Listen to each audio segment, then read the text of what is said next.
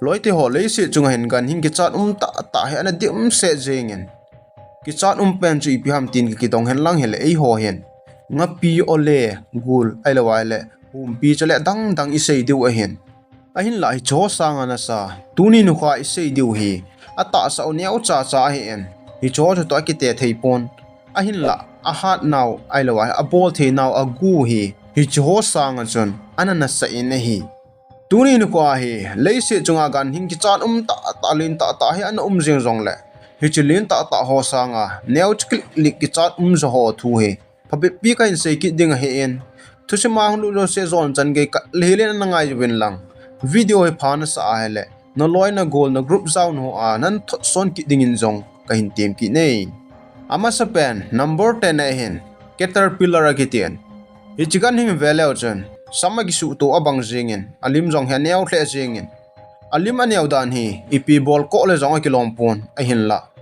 wa noi Leiset na Ganhing la adinga gimnei loi khanen ana se yu win hi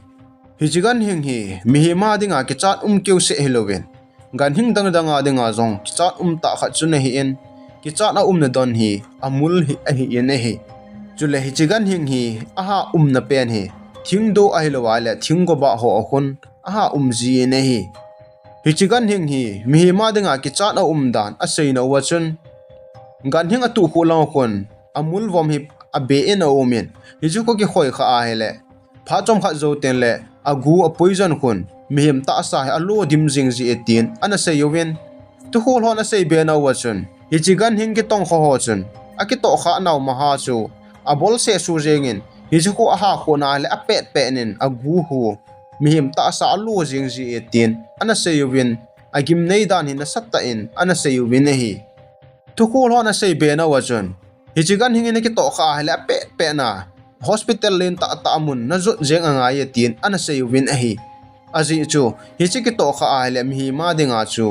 thina abai lami ne hi aban chi ki lew hen number ko na pa hi stone fish akitien loite ho wadung sung hon nga aza jeng jong le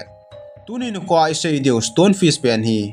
amin na za a jong ne he jeng ding a hen hi chi lima ong ki mo hi velew chun sung ta ki lo hle jengin agim nei hle jengin hi chi stone fish si ipidinga stone fish tia he ana ko hom ti a hele sung to ki lo je na stone fish tia he a ko voi hen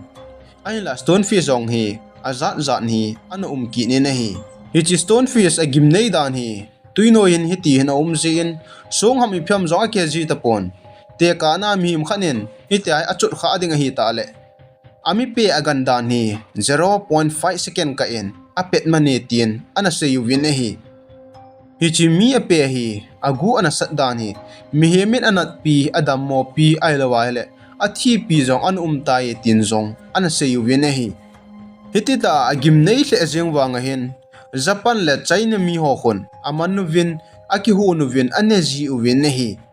a hun da nu chu ama ho hin tuisa hen akeu se hen abut mi ma sa win amin ting le a cover le agu hi a poison ni anala do win hiti chon ata sa chu anane ji win hi aban che killaw hen number 8 na pa hi blue ring octopus akitien hiche blue ring octopus si ipidinga blue ring octopus asa uhamiti ahele alim hi ve jong le kulumian blue color in omen hi choji hen ama hon jong blue ring octopus tin anamin vo ovin anasa ovin hi hichi octopus si anyau thejin wedding in zong ahoyen weddinga ahoy banga hin agu zong hi anasaki ne hi hichi octopus a namun hi Australia Indonesia Japan chole Philippines gamsungin a umine hi hichi octopus si alim ane outle azem wang hen azon chi hle jengen amandinga mi ana chi kha aman a hena hele mun khan hen abe azin hitia ata sa blue rings ho hi aga awa sa azin hi le mi ho chan avet num jiu alungu dong ji win hiti chan anai phi win hi le akom athun ting chele ama hen hichi amandinga na chi ho chu attack ana bol ji ne hi khat vi jong hi hichi lema hong ki mu pa hen blue ring octopus gama dinga tien an chi ta na hi le hitia chi na chun blue ring octopus in attack a hin bol tan a hi le blue ring octopus agu a poison chu asungin alut tan asunga salin alel hle jengin heje chun doctor ho in blue ring octopus asunga agulut chu ala do pe wen blue ring octopus a poison min chu tentodexon ati uvin hi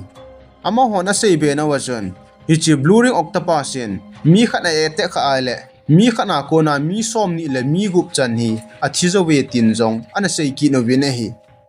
apan che kit lo hen number segina pa hi box jellyfish akitian hi chi box jellyfish hi ipidinga box jellyfish dia hi ako hamiti a hele alim hi ve jong le khon tabang bang box tabang bang hi je hen box jellyfish tin ako vin hi hitia ga ve denga hen alim hi ima cha hi pon hin la ama hi tuino ya dinga agu a poison hi anasa loi khan he tin jong ana sei ki no vin hi chule hi chi box jellyfish a box a saudan hi 10 cm a phain chuti lawa anoi la ke khaila pa khaw pa he amin he tentacle ativen hi chi a saudan he 10 feet a phain hi a hi chu aneu jong omin alin ta ta jong hi ana umin hi hi chi box jellyfish in ana to kha ho chan a pet pet teng anan zot jingen hi chu akijan wa lawa hele pha chom kha zo teng hi chi box jellyfish je chun heart attack nga thin lam jong abayen chuti lawa mi tam ta in jong thin ana to tai tin jong ana seyu ven hi hi chi box jellyfish hi mun tinin de pon na mun hi Australia Indonesia chule Philippine gamsung tuisa laina umetin aseyu ven hi aban chekil lehan number lina hen poison duck frog akitian hi chi upho hi ivena hele color ki nu tho abang jengin ki cha na na ta kha chu ama hen mi ape ji pon mi ape lo wanga hen inai phia hele akom thlun teng le ata sa ko na hi chi a poison abo ti ding ham chu mi him ta sa chu teng le chu na kon chun hetman lo ka en ata spum pi zo se sa lo ji tan 30 ai lo wala 50 minutes ka doctor hon azen man lo wa hele mi him achunga chu pa chun thina to the he tin aki se ye nei hi chi upho he alin wala pon alim hi veleu chan akalar hi akinu thu akipen thu abang jengin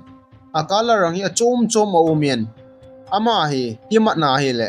glass sung hama I koya hele I koi sung chun abo hi a poison hi ache do in abe thi tin asei ju ne hi aban chicken lew hen number 3 na hin bullet and akiti en hi chi bullet and hi Amazon forest sungin bo omen mundangin a po na hi hi chi si mi hol ala denga alin pen athanei pen a hat pen che hi tan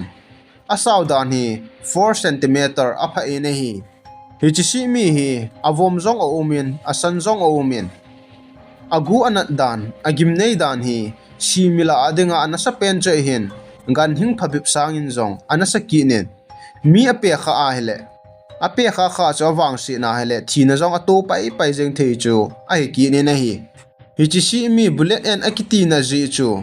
hi chi si mi wedinga chi ho chun anaki pesa ovin hi le aki pesa na wa chun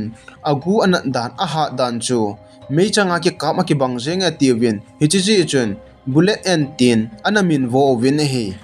ama hon a sei no wa chun hi chi si mi hin iram ta na Apekhah jenga na to kha jenga hele